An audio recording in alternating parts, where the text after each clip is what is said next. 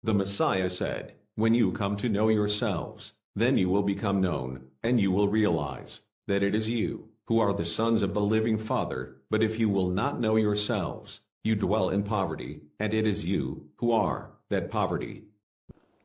Yes po. Gusto Ah, kong dagdagan ang sinabi nila. Just to wrap up. okay. Isang sentence. Freedom is the root of disobedience. And disobedience is the one and only sin that causes desolation. So kung tatagalogin ko, yung ipinaglalaban na kalayaan, ang ugat ng lahat ng disobedience. Ano ba sa Tagalog? Help me out. Suway po. Pagsuway. Magsuway. Okay? Manahan. So, ang freedom, ang ugat ng lahat ng pagsuway. At ang nag-iisang kasalanan ng tao that leads to kapahamakan, patungo sa kapahamakan, ay ang pagsuway. So kung karapatan lang naman ang tinatanong, meron din naman silang karapatan noon eh. Diba? Kaya nga may leaders. Kasi kung anong pangangailangan nyo, anong problema nyo, magsabi kayo sa leader ninyo. Kahit sa panahon ni Moses, so there is freedom.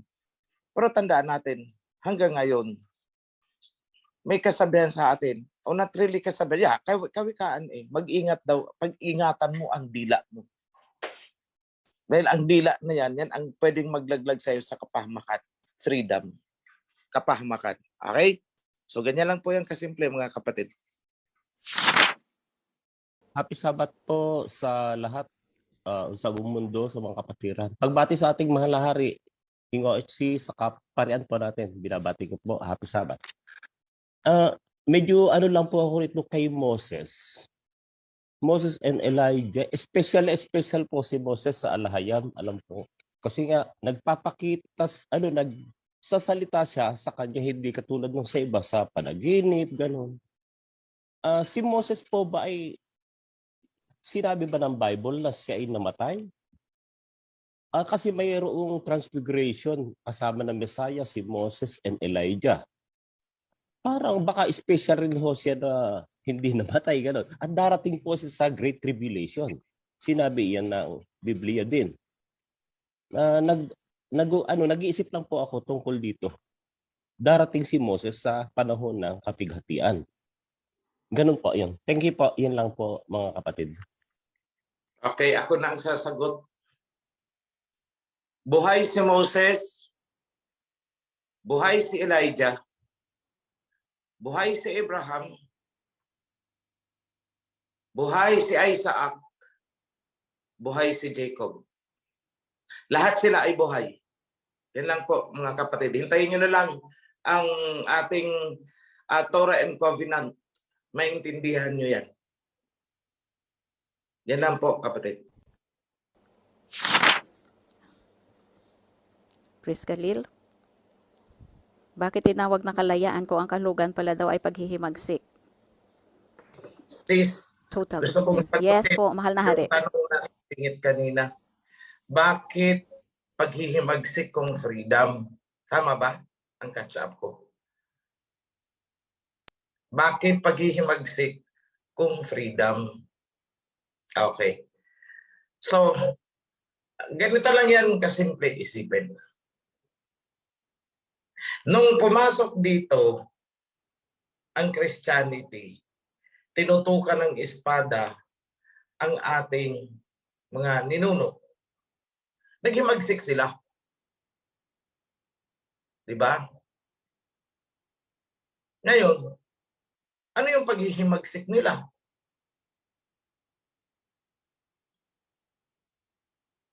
Ang paghihimagsik nila is pamamaraan upang makamit ulit ang kalayaan. So, ibig sabihin, Kapag pag sinabing freedom, hindi automatic paghihimagsik. Ang paghihimagsik ay pamamaraan lamang upang makabit mo ang kalayaan. So hindi po yan synonym. So hindi po ang ibig sabihin ng freedom ay paghihimagsik. Nakuha niyo po. Iba ang paghihimagsik, iba ang freedom. So ang paghihimagsik ay pamamaraan. O ang mga Israelites, panahon ng Messiah, hindi ba't naghihimagsik sila? Tingnan niyo ang history. Unawaan niyo ang Gospels. Andyan lahat eh. Unawaan niyo ang Maccabees. Andyan lahat eh. Sa mga nakabasa ng Maccabees, detalyado dyan. Kung may katipunan tayo dito noon, Maccabees is katipunan. Panahon ng mga Israelites. Kasi sinakop din sila ng parehong mananakop na sumasakop sa atin ngayon. So, ang Messiah, nung pumunta, masasabi natin na paghihimagsik ang ginawa niya. Pinangunahan niya.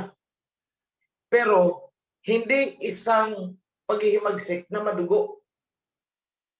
Para siyang si Jose Rizal, idinaan niya ang kanyang paghihimagsik sa pamamagitan ng dunong. Kaya nga nung sabi, maging madunong kayo. Be wiser than the serpents. And be meek as a lamb. Hindi po dove yun, lamb. So yan po ang yan po ang clarification ko lang doon sa Ang paghihimagsik ay hindi kalayaan at ang kalayaan ay hindi paghihimagsik. Magkaiba yun. Ang paghihimagsik is pamamaraan lamang upang makamit mo ang kalayaan. So yan lang po. Thank you. Ito from Italy.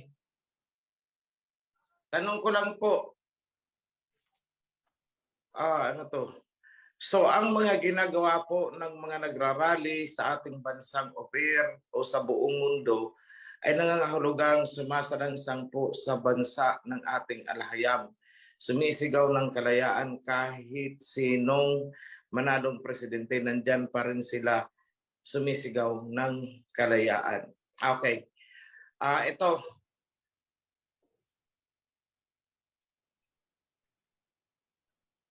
Matanong kung, ito yun eh.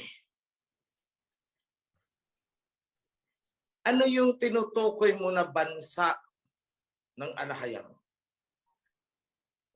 At ang tanong ko, yung nangyayari ba dito sa ating bansa na pamumuno ay pamumuno ba ng alahayam? Di ba hindi? O kaya nagsisigaw yan ng kalayaan. Pero ang isinisigaw nilang kalayaan ay hindi naman kalayaan na naaayon sa kautusan. Magkaiba po yun.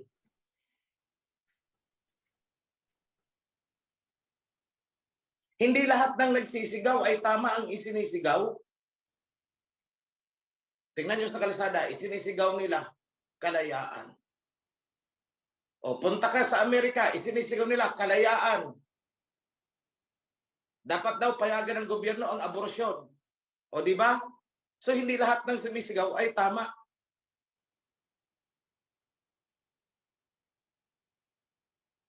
Porket nagsisigaw, nagpuprotesta, yun ang tama kasi kalayaan. Ay yung isa nagsisigaw, gusto nila. O dito, soon, may magrarally, mga third sex, yung mga LGBT community, kalayaan ang isinisigaw. Huwag mo sa akin sabihin na tama sila. Kasi sumisigaw sila ng kalayaan. Conforme po yan sa isinisigaw nila. Conforme yan sa ipinaglalaban nila. Hindi basta nakita mo na nakikipaglaban, yun na yun. Hindi po ganun yun.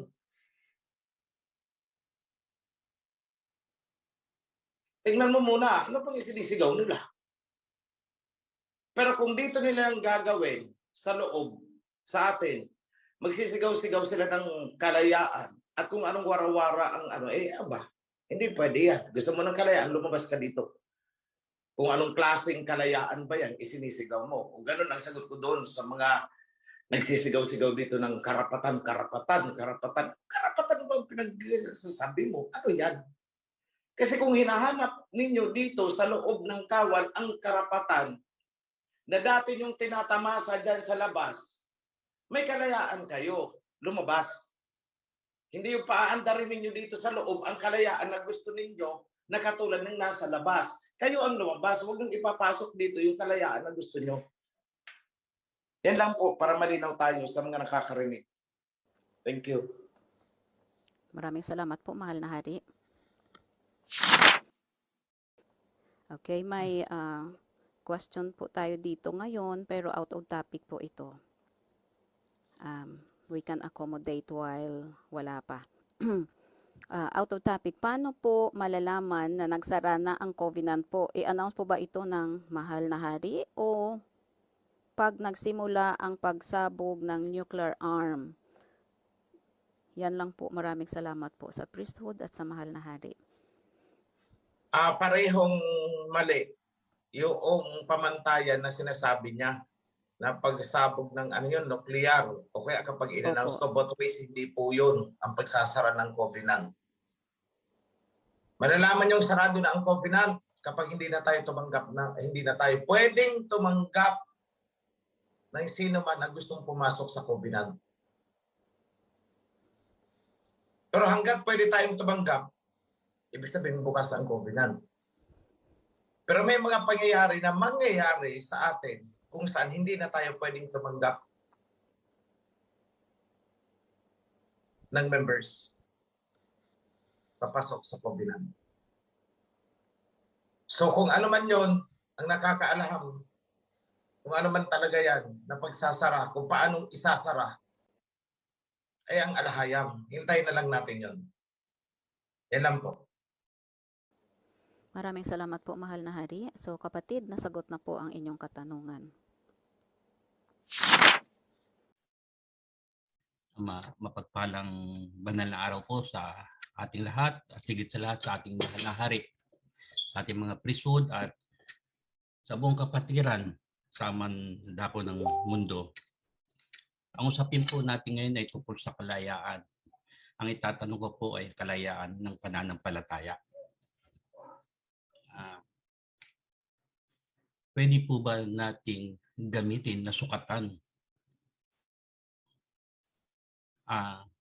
ng pagsunod higit sa lahat sa banal na araw na ito na Sabat, araw ng pamamahinga, na gamitin sukatan ang mga taong naririto po sa loob ng Zoom na nagpapahayag ng kanilang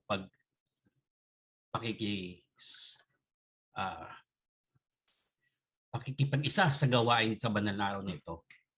Ang mga nandirito po sa Zoom, buong oras nila ibinibigay ang kanilang pagsunod sa gawaing banal na araw nito. Pwede po ba natin gamitin na sukatan ito bilang pagsunod sa banal na araw na po na pamamahinga? Yun lang po. Yes.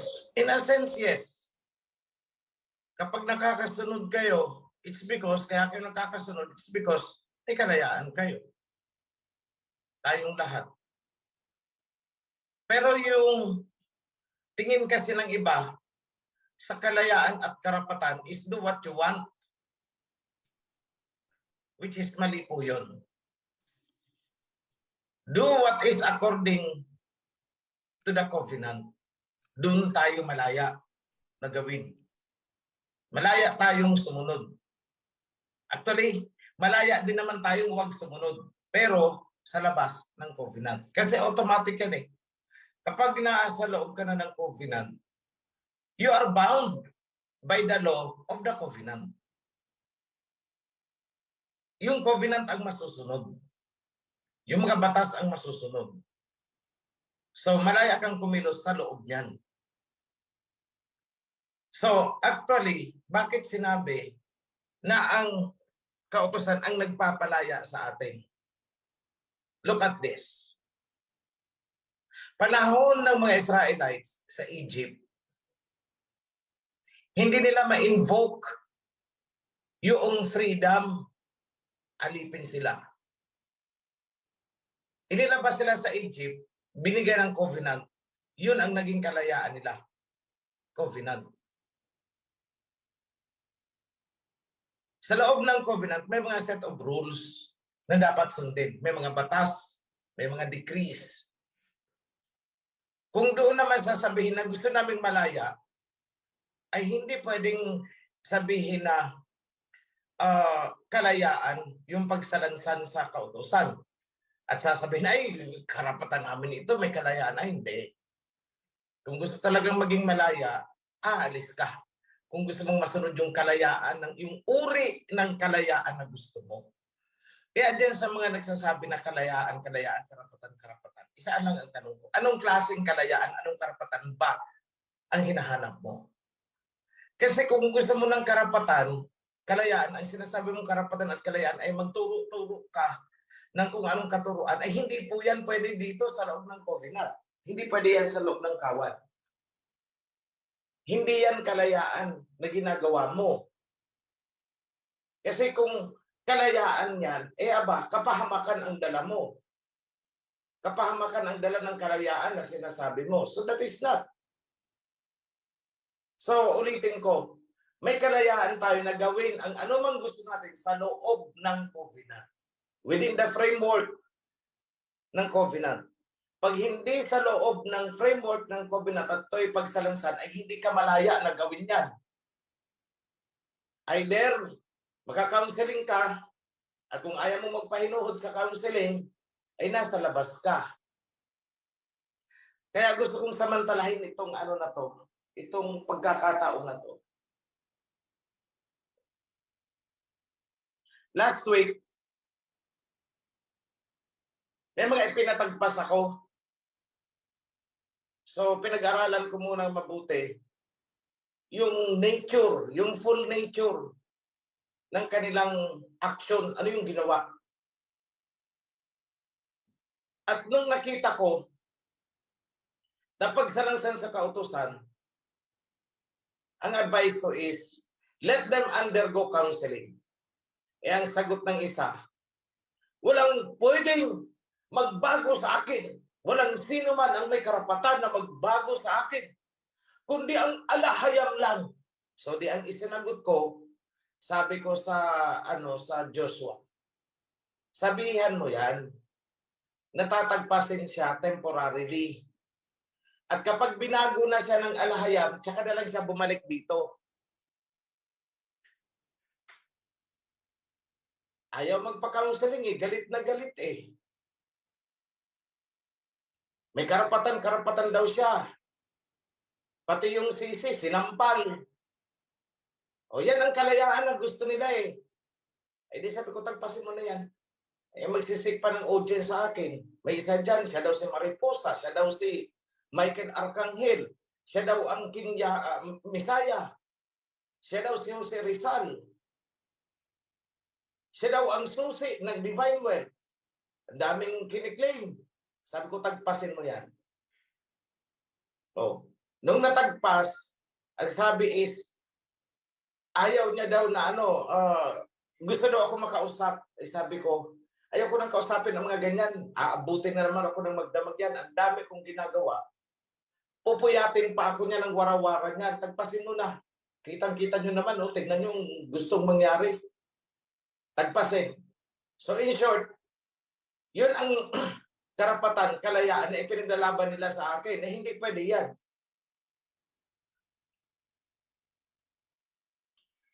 Ang lakas ng loob mag-claim, siya daw si Messiah King. Pero inyo yan, spiritually daw and literally.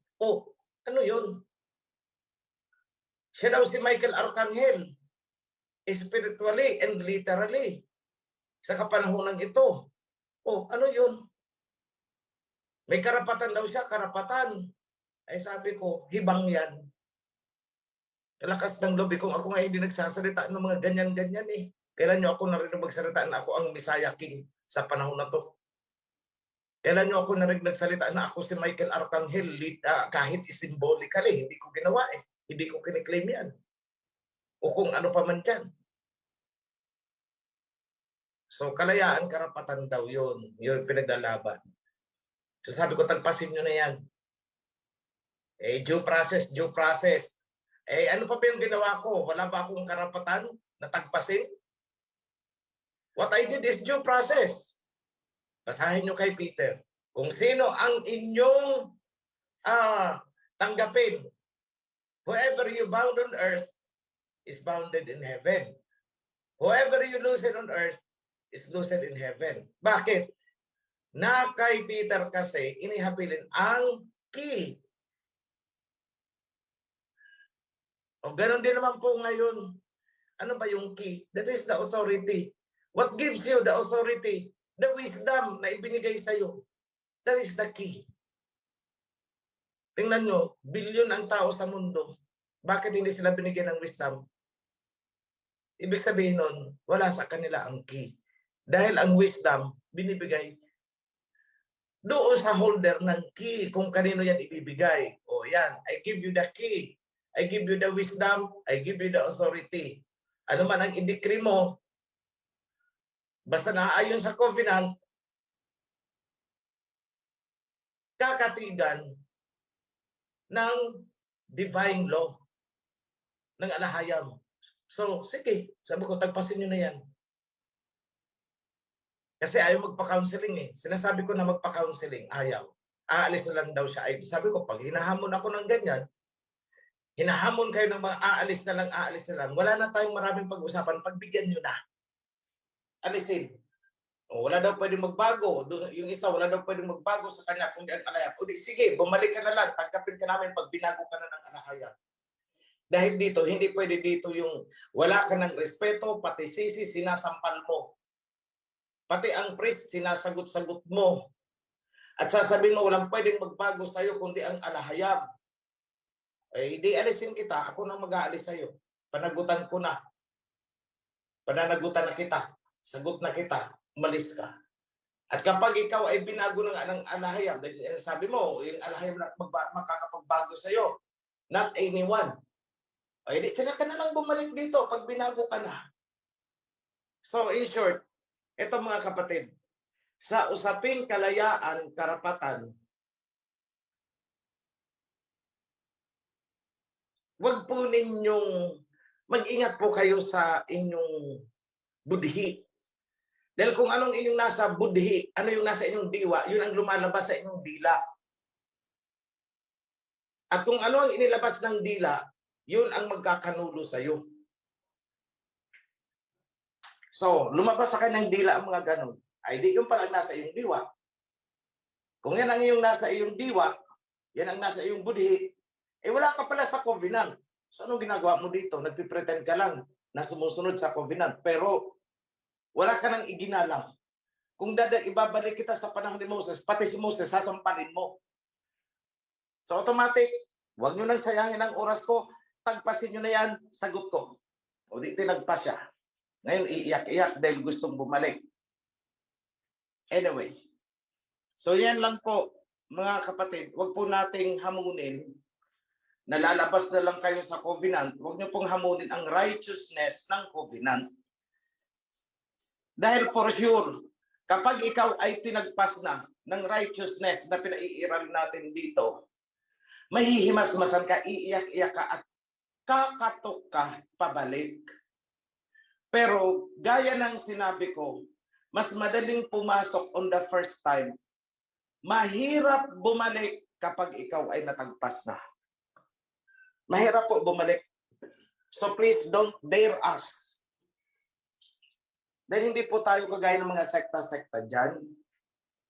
Na pag bumalik, ay tanggapin.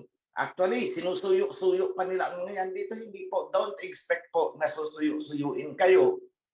Kapag hinahamon ninyo ang covenant, huwag nyo expect ang priesthood na, ay kapatid, usap tayo. Huwag kang aalis. Huwag nyo i-expect yung salitang huwag kang aalis sa amin. Dahil kapag sinabi mong aalis ka, ang bilis ng tugon ko dyan, hindi umalis ka. Bakit ba? Hindi namin ipinagduduldulan ang covenant. Kung gusto mong umalis, umalis ka. Hindi ka namin susuyuin. Yung panunuyo namin sa pamamaraan ng advice na dumaan ka ng counseling. Ayaw mong dumaan ng counseling, goodbye. Don't make us bow down sa gusto nyo na taliwas sa covenant. Please, matatagpas ka talaga. Yun lang po, mga kapatid. Magandang hapon sa lahat. Especially sa ating mahal na hari, pinakamataas na papuri binibigay ko sa ating alayam. Gusto ko muna magpaliwanag bago ako magbigay ng tanong ko. Ang rason lang naman kung bakit dito tayo sa OHC dahil sa kalayaan na dinidesire ng puso natin at katotohanan. Na misinterpret lang kasi nila ang tinatawag na kalayaan kasi narinig natin sa sinasabi. Bago ako magtanong, mga gusto ko muna mag-explain. The reason why nandito tayo sa OHC because ng kalayaan na dinidesire ng puso natin. Kasi kung walang OHC, hindi tayo nalaya. Hindi tayo nagkaroon ng kalayaan. Kaya ang bottom line dito kung bakit gusto natin dito sa OHC dahil dito natin nakita ang totoong katotohanan o kalayaan. Nami-misinterpret lang kasi natin ang tinatawag na kalayaan na sinasabi natin eh. Ako matagal ko na narinig yan na sinasabi natin na the truth will set us free. Pero nung nakapasok ako dito sa OHC, doon ko nalaman na kulang pala yan. Hindi tayo malaya ng katotohanan kung hindi natin alam. So dapat klaruhin natin na itama na know the truth and the truth will set you free. Kaya dito natin ma-apply na kailangan talaga kung gusto mo magkaroon ng totoong kalayaan, kailangan mo mag-obey at kailangan mo sundin ang covenant. Dito ngayon ako magtatanong sa about sa nagkura kasi nakikita ko dito dalawa kasi ang nakitaan ko dito na siyempre ang nangyari noon at sa ngayon relevant sa ngayon, pero iba lang approach sa nakikita ko kasi sa panahon ni Moses at sa panahon ni Moses at sa managkura noon nagsabi si Moses sinong sumunod sa kura at sinong gusto sumunod sa akin. And then pagkatapos nung natapos na singgregate na lahat na doon na ang sa mga nagkura at dito naman sa kay Moses, kinain sila ng lupa. Pero sa ngayon, iba ang approach Sa panahon ngayon ni OHC, may mga nagkura pero hindi nangyari sa kanila na namatay sila lahat. Ang tanong ko ito, paano ma'am? Kasi gusto ko ibalik na ang rason kung bakit pumasok tayo dito sa OHC dahil sa katotohanan o kalayaan. 'Di ba hindi tayo nalaya sa Babylonian kung hindi natin na-encounter o nakita ang OHC at hindi tayo nag-focus na pag-aralan ang totoong laman ng katuruan ni OHC. Kaya ako 100% na sabi ko ito ang totoong katotohanan. Akala ko nung una ang katotohanan doon pero dito pala sa OHC. Pero ang tanong ko ngayon ma'am, halimbawa ang approach ngayon sa realidad ng sitwasyon sa atin ngayon at present, may nagkura sa mahal nari, sa kay King OHC. Alam natin na hindi sila ngayon pinatay at alam natin na marami pa silang nabiktima na hindi pa naka-encounter o nakakilala sa OHC. Ang tanong ko ngayon, ang mga nabiktima nila kung sakali na mabuksan ang isip nila na mali ang katuruan na nagkura at din pagkatapos na-encounter nila ang OHC na tama ang OHC, pwede pa ba sila makapasok dito sa covenant natin na matanggap pa ba sila o sabay na sila sa kura na mapahamak? Kasi isa lang naman ang essence diyan Gusto kung bakit pumasok sila doon, gusto kasi nila ng kalayaan o katotohanan o kaligtasan. Pero nilinlang lang sila o akala nila kaligtasan yun pala kapahamakan. May tsansa pa ba sila na niloko kasi sila Iba kasi ang niloko at saka manluloko at iba ang ginamit sa manggagamit. Kaya sila ginamit, sila niloko, may tsansa pa ba sila? Kasi kung titingnan mo, ang mga payag ni King Uwitse sa mga nagkura, wala na silang tsansa eh. Pero may tsansa pa ba itong na mga nabiktima ng kura na pwede makapagbago at makapasok dito sa atin kung tanggapin nila ang kubinan? Yun lang, ma'am. Okay. Sagutin ko na. Galing mismo sa sarili mong tanong ang sagot na ando na, nabanggit mo na. Salamat, Balnare. Yung na biktima lang, pwedeng bumalik sa atin. Halimbawa, galing na sa atin, na biktima, pwedeng bumalik yan. Kasi sila ay biktima. Pero yung nang biktima, hindi ko natatanggapin yan. Klarado tayo dyan. Yung niloko, pwedeng bumalik. Pero yung manluloko, hindi pwedeng bumalik.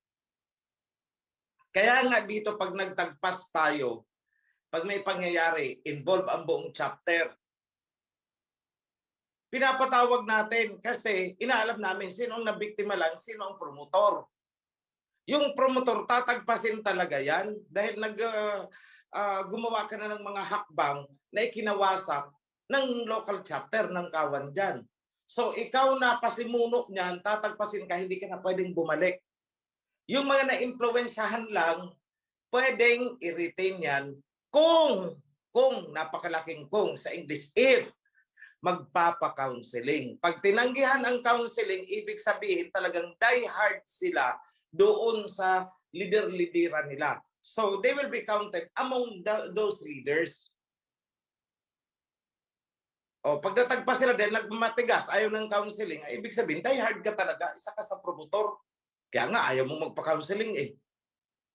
Pero kung biktima lang yan, sinabi mo magpa-counseling ka at sumunod, ay pwede pa yan i-retain. Pero yung talagang nagmatigas, ibig sabihin, ano yan, pinangangatawan nila ang paglaban. So, tagpas na yan.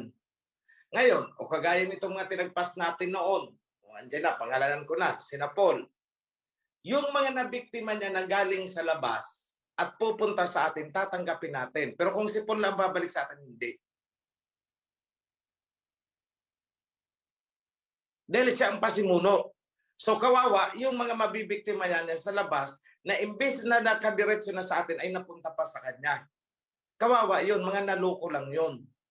Pero kung maaalamin pa rin lang ang katotohanan at umabot sa atin, tatanggapin natin. Pero si Paul hindi na. Yan lang po, kapatid. Ngayon, the chance of coming back doon sa mga dati nang naandito at umalis, ang chance kasi nila is napakababa. Actually, binibigyan ko lang yan ng 1% chance. Pag ako'y nagsabi na, naggumuhit na ako ng linya, sino ang gustong maiwan, sino ang gustong umalis? Lahat ng sasama dun sa gustong umalis, 1% lang ang chance ninyo na makabalik. Pero sa leader, 0%. So marami dyan, mga tinagpas namin na kumakatok na pabalik.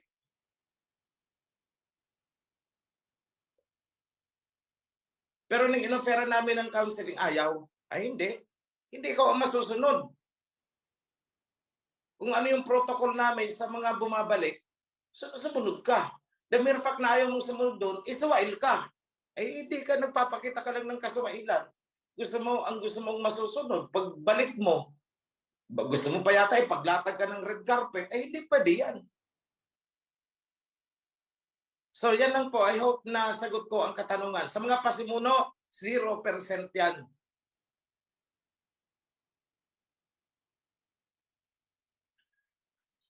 So consideration, 1%. Sige.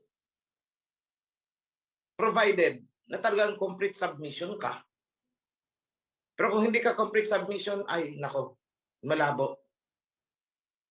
Malabo, sobrang labo. Sa pagbabalik, kami ang maglalatag ng kondisyon. Hindi sila. Ay ang gusto nila, babalik sila, pero ang kondisyon nila ang dapat masunod ay hindi pwede. So ganyan po mga kapatid. So sa akin is parang common sense na lang. Ikaw yung kumakatok. dapat nakahanda ka na tanggapin kung anong kondisyon na iba ibibigay sa'yo. Dahil kung hindi ka nakahanda na tanggapin kung ano man ang kondisyon na ibibigay sa'yo, huwag ka nang kumatok. Dahil mapapahiya ka lang.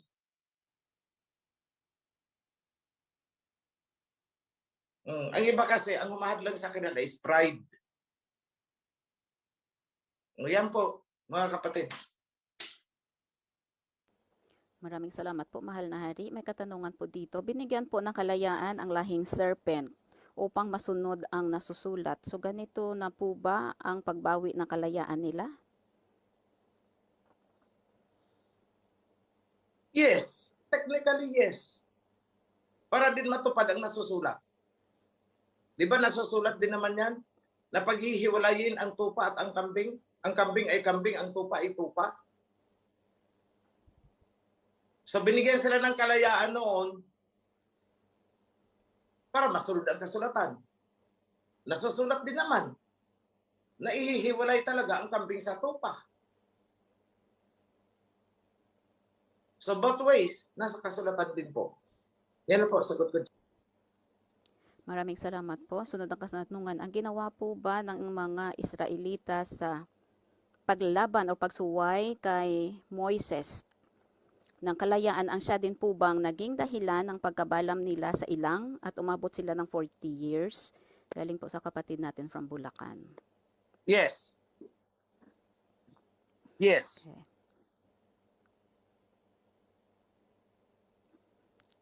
Okay, maraming salamat po, mahal na hari. Noong Old Testament, may mga laws po about slaves. Ibig sabihin po ba sa darating na panahon, mayroon pa rin po bang mga slaves? Yes. Magiging slave natin yung mga foreigners na yan. Economically speaking. Kasi right now tayo ang slaves eh. Nakabilanggo tayo sa sistema nila, spiritual and financial. Nakabilanggo. So nakalaya tayo ngayon in the spiritual side. Natagpuan natin yung katotohanan. Pero financially, hawak pa rin tayo sa leeg. Dahil darating ang economic freedom para sa atin in due time. Yun yung sinabi ng Aba, na the wealth of the wicked will be transferred to the righteous. So hanggat hindi natin nakukuha ang righteousness, hindi natin na-attain ang righteousness, yung wealth na yan, hindi pa natin yan makakamtan. As a group, kailangan maging flagship natin ang righteousness. Yan po, kapatid. Okay, maraming salamat po. Yan po kapatid ang ang kasagutan sa inyong katanungan. Ngayon bumabalik po ang kapatid natin from Bohol, Bro Ophir. Go ahead po sa inyong katanungan. Maraming salamat, Sis Lynette. Ang tanong ko lang sa mahal na hari ay kung nararamdaman po natin ang kalayaan sa ating mga sarili, ay masasabi po ba natin na ito ay kung masaya nating sinusunod ang batas ng ating Aba or ang covenant law? Dahil by definition po ay ang kalayaan ay ang pagsunod na walang worries o anumang alinlangan. Masaya ang pagsunod sa kagustuhan po natin. So ito pong masaya na sumusunod po sa covenant law ay pwede po ba nating tawaging kalayaan sa sarili po, mahal na hari? Yes. Technically, yes. Yes. Yan naman talagang totoong kalayaan eh. Masasabi mong malaya na ang puso mo kapag masaya ka nang sumusunod. Pero kung yung mga napipilitan lang, di ba? May mga napipilitan lang dyan sumunod eh. Eh, hindi pa yan completely malaya. Nakakulong pa rin ang kanilang diwa. Yung tinatawag nating colonial mentality. So kagaya niyan, pagdating ng December, ano ba yan? Hindi tayo pwedeng gumawa ng Christmas tree? Grabe naman yung kawa na ito. Ay hindi ka pa talaga completely nakalaya dahil ang iyong diwa ay nakakulong pa. So yan lang po, kapatid. Maraming Pwede po salamat po, Mahal na mag-follow up Hari. question, Mahal na Hari. Sige. Kung yun po ang nangyayari na nakikita po ng mga na talagang opisyal, ang mga kapatid na medyo na may pagkulong pa at hindi pa nararamdaman ng kalayaan, ay masasabi ba natin may kakulangan sa responsibilidad o dapat nilang gampanan ang responsibilidad na ibinigay sa kanila para paliwanagan ang kapatiran at maging malaya sa pagsunod at masaya sa pagsunod sa covenant law? Well, in the first place, ang responsibilidad na yan is nasa sa ating sarili, hindi sa mga leader.